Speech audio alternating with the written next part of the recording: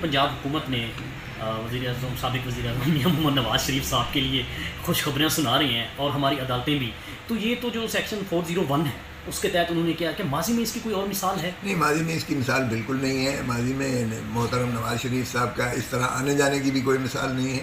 اس طرح کے بیان الفی دے کر 1 مہینے کا باہر جانے کا بھی کوئی جو ہے وہ نہیں ہے، اور ایک سزا یافتہ قیدی کو باہر جانے کی اجازت دینے کی بھی کوئی مثال نہیں ہے.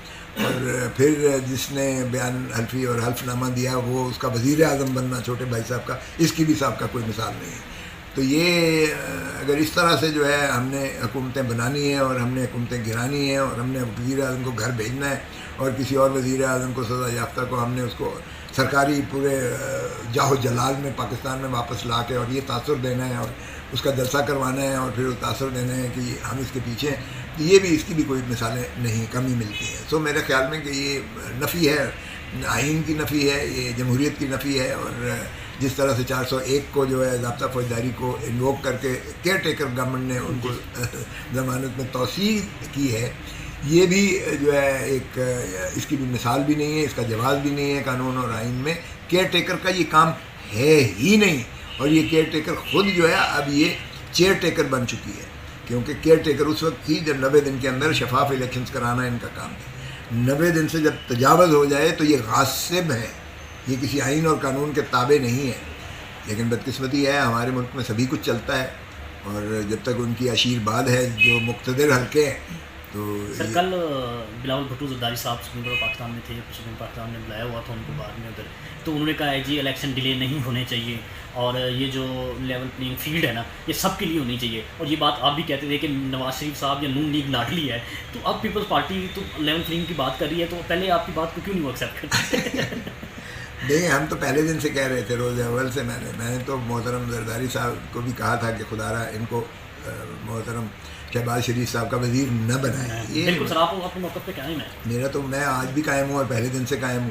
ہمیں یہ محترم نواز شریف صاحب اور مسلم لیگ نون پر بہت زیادہ ہمارا تحفظات ہیں پیپلز پارٹی کے، اور پیپلز پارٹی کے لیے یہ ہضم کرنا بڑا مشکل ہے. اور ہمارے لیے جو سپیس تھی وہ سپیس ہمارے لیے ختم ہو گئی جب ہم نے پاکستان مسلم لیگ نواز کے ساتھ اپنا سنگم کیا. اگر یہ ہم پہلے دن سے یہ موقف ہوتا جو چیئرمین بلاول بھٹو زرداری صاحب جو میں اور اعتزاز کہتے رہے ہیں، تو آج ہماری پوزیشن پنجاب میں بالکل مختلف ہوتی ہے، آپ یقین کیجیے گا. لیکن ہم نے ان کا ساتھ دے کر ہم نے اپنے آپ کو بی ٹیم بنا لیا یا دوسرے پہلو پر آ گئے، تو ظاہر ہے پھر اے ٹیم کو چھوڑ کے بی ٹیم کی طرف کون آتا ہے. اور ان کا تو آپ کو پتہ ہی ہے کہ ہمیشہ یہ ہوتا ہے کہ جب مصیبت پڑتی ہے وہ آپ کے پاؤں پڑ جاتے ہیں، اور جب اس سے نکلتے ہیں تو ان کا ہاتھ آپ کی گردن پہ ہوتا ہے. یہ ہمیشہ ان کا. نواز شریف صاحب نے اپنی تقریر میں یہ کہا جی ہم ہمسایوں سے جو ہے نا تعلقات بہتر کرنا چاہتے ہیں. مطلب وہ یہ سمجھ رہے تھے کہ بہت سے صحافی یہ کہہ رہے ہیں انہوں نے اپنی guideline policy guideline دی، تو کیا نواز شریف صاحب کا پھر آپ کو نہیں لگتا کہ اداروں کے ساتھ ٹکراؤ ان کا ہو جائے گا کچھ وقت کے بعد؟ دیکھیں اداروں کے ساتھ تو ٹکراؤ ہونا ہی ہونا ہے، کیونکہ انہوں نے یہ بھی کہا ایک تقریر میں، آپ نے سنا ہوگا اسی تقریر میں، کہ یہ بھی دیکھنا پڑے گا سبھی کو کہ ہر 2-3 سال کے بعد جو ہے کون سے عوامل ہیں جو نواز شریف کو جو ہے عوام سے منقطع کر کے تو پھر نکال دیتے ہیں اور باہر بھیج دیتے ہیں.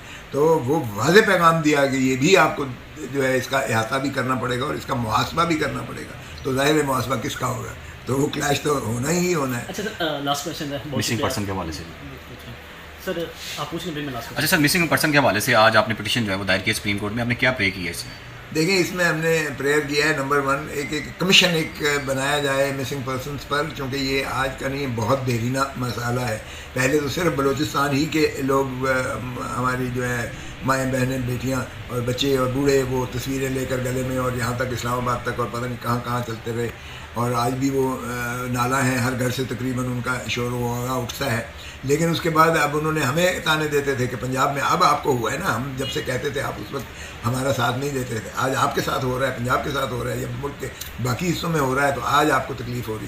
تو جو بھی ہے باہر کے مسنگ، دیکھیں کوئی حکومت جو ہے بغیر کسی شہری کے اگر آپ اس کی زندگی اور اس کی عزت اور وقار اور اس کو محفوظ حفاظت نہیں کر سکتے چادر اور چار دیواری کی اور اس کی زندگی اور آزادی کی، تو پھر کوئی جواز نہیں. پھر قانون جو ہے وہ تو پھر رول آف جنگل ہوگا، رول آف لا اور کانسٹیٹیوشنل کنٹری ڈسپنسیشن ہو نہیں سکتی ہے. سو اس لیے پہلا اتنا جو اہم مسئلہ ہے اس پر کوئی بھی مسنگ ہو رہا ہے. آج کل مسنگ ایک پولیٹیکل انجینئرنگ ہو رہی ہے.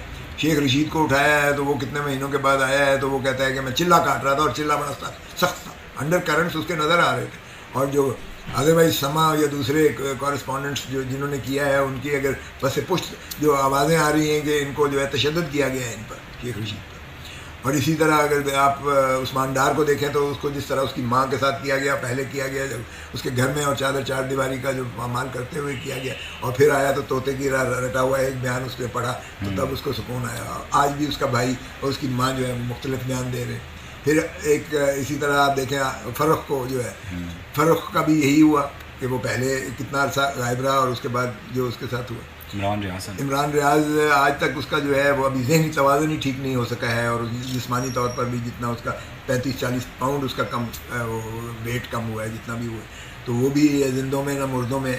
تو یہ تو وہ ہیں جو برآمد ہوئے اور جنہوں نے اپنی داستانیں, تو ہم نے کہا کہ ان سے بھی استفسار کیا جائے حقیقت کیا ہوئی آپ کے ساتھ, کس نے آپ کو اغوا کیا, کس جگہ آپ کو محبوس رکھا گیا, کس طرح آپ پر تشدد کیا گیا, کیا کیا آپ سے جو ہے وہ منوایا گیا, جو بھی ہے.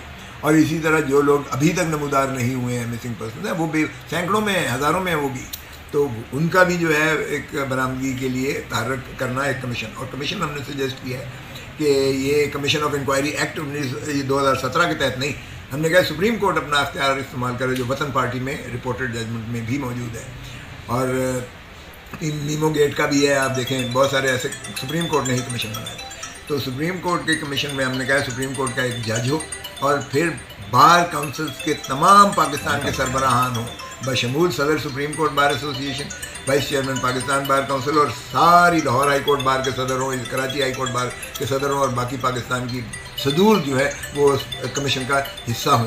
اور اس میں ہم نے بالکل کہا ہے کہ ISI اور IB کا بھی جو ہے نمائندہ ہو, اور آپ کی جرنلسٹ برادری PFUJ کا بھی جو ہے سربراہ اس کا حصہ ہو, تاکہ یہ اتنا ہائی پاور جو پبلک پر جو مشتمل ایک ہو وہ ان چیزوں کا جو ہے احاطہ کرے. اور ان چیزوں میں کوئی وکیل کو شامل کرنا چاہے وہ کمیشن, یا کسی IT ایکسپرٹ کو, یا کسی اور جو ہے DNA وغیرہ کے لیے, تو وہ بھی اس میں شامل کرنے کا اختیار ہو, اور انہیں ایک پورا پاورفل قسم کا یہ کمیشن ہونا چاہیے. تو دیکھتے ہیں ہم کہ کیسے مسئلہ حل نہیں ہوتا ہے. آج ایک انہوں نے کمیشن بنا رکھا ہے 11 سال سے, حکومت نے بنایا ہوا ہے 11 سال سے, اور اس کا جو ہے ایک سپریم کورٹ کے جج جو ہوتے تھے سابقہ ریٹائرڈ جو چیئرمین نیب بھی رہے ہیں وہ 11 سال سے, اور وہ سپریم کورٹ کے جج کی تنخواہ اور تمام مراحت لے رہے ہیں سپریم کورٹ.